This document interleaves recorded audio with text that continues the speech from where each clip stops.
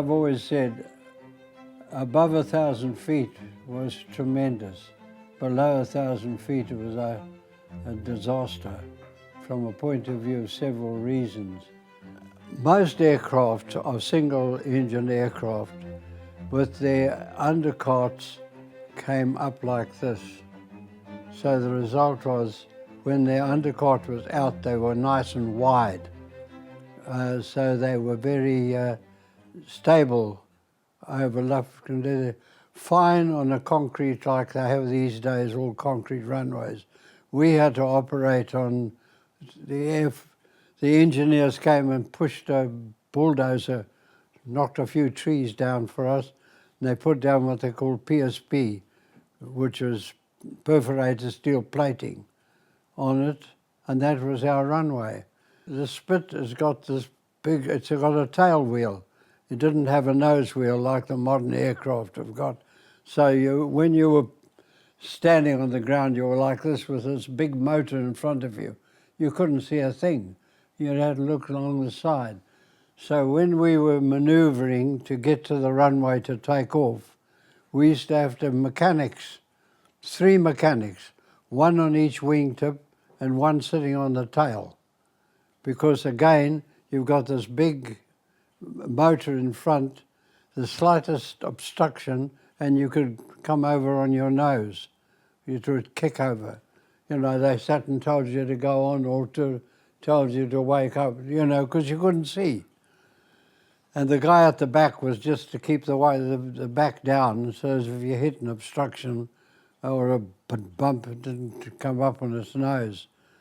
And then when you got onto the runway, you had to take off. Now, with this big motor and a relatively short fuselage, you know, the Spitfire was relatively short, you had to open the throttle very slowly, because if you opened it too fast, you did what we called a ground loop.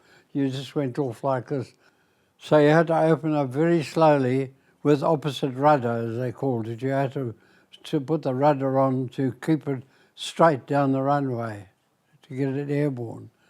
And the other snag with it was, having got airborne, the undercart lever was down in the right. Now with a single engine aircraft, you operate the stick with your right hand, your throttles and all the other levers with your left hand.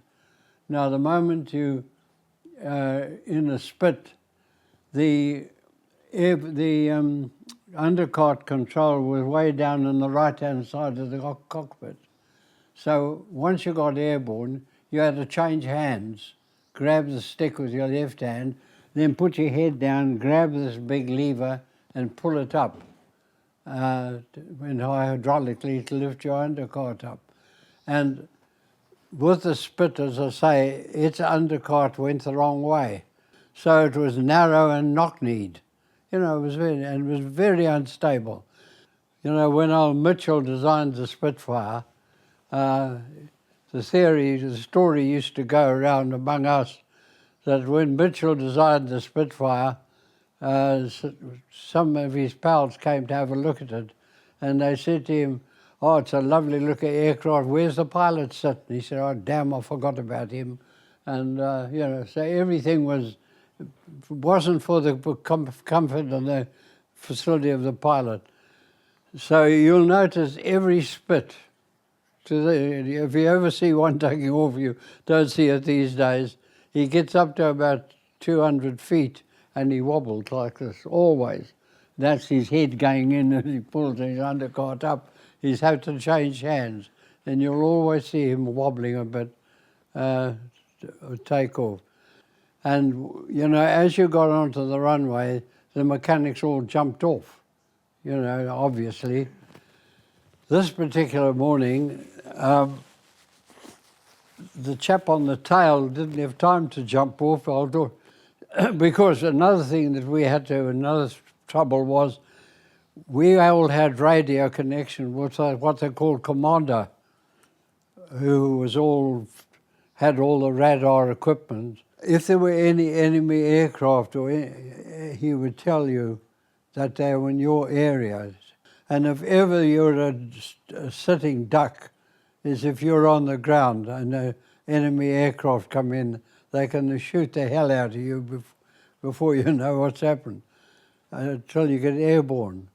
And you know, you've got to get up to 300, 400, 500 feet before you get maneuverability and sufficient airspeed for your controls to help you.